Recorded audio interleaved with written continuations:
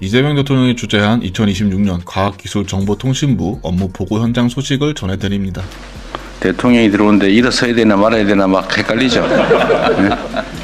일어서라고 시키는 것도 그렇고 앉아있자니 불편하고 업무 보고라서 매우 딱딱하고 불편할 수 있는데 그냥 마음 편하게 합시다. 이번 업무 보고는 딱딱한 형식을 벗어나 실질적인 내용을 챙기는 자리였습니다. 대통령이 입장할 때 참석자들이 모두 일어서려고 하자 이재명 대통령은 눈치 보지 말고 편하게 앉으라며 허례허식보다는 실용을 강조하며 회의를 시작했습니다.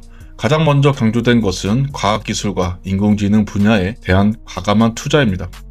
내년 연구개발 예산이 역대 최대 규모인 35조 5천억 원으로 책정되었습니다. 이재명 대통령은 과학기술에 투자하는 나라가 흥한다며 세종대왕과 정조시대를 예로 들었습니다.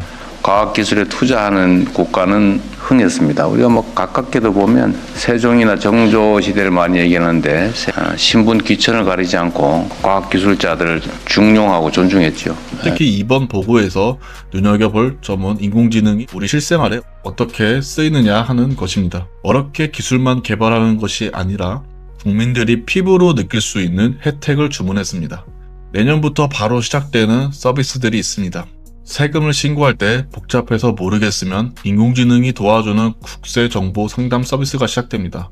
또 보이스피싱을 막는 기술도 대폭 강화됩니다. 경찰청과 금융감독원의 데이터를 모두 모아 인공지능이 사기 전화를 미리 탐지하고 차단하는 시스템을 만든다고 합니다.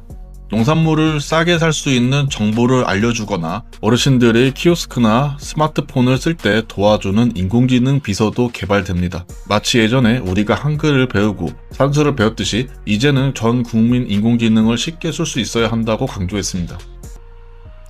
다음은 우주산업 이야기입니다. 최근 누리호 발사가 있었지만 성공률을 더 높여야 한다는 과제가 있습니다. 우주항공청은 2032년까지 달 착륙선을 보내겠다는 계획을 보고 있습니다. 여기서 이재명 대통령의 과감한 결단이 나왔습니다.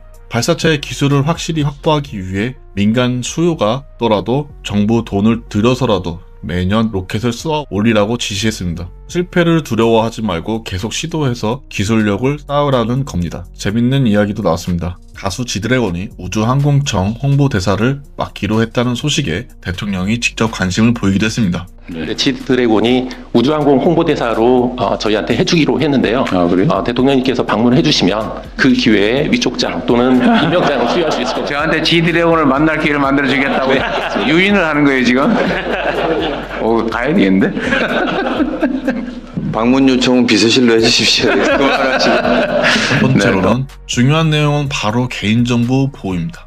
요즘 개인정보 유출 사고가 너무 잦고 기업들이 책임을 제대로 지지 않는 지적이 많습니다. 이에 대해 정부는 앞으로 기업이 고객 정보를 유출해서 큰 사고를 칠 경우 전체 매출액의 3%가 아니라 위반 행위 관련 매출의 최대 10%까지 과징금을 물리는 강력한 제도를 도입하기로 했습니다. 돈 좀 내고 말지 하는 기업들에게 회사가 망할 수도 있다는 경각심을 주겠다는 겁니다. 또한 피해를 본 국민들이 일일이 소송하기 힘들기 때문에 단체 소송을 쉽게 할 수 있도록 법을 바꾸겠다고 했습니다.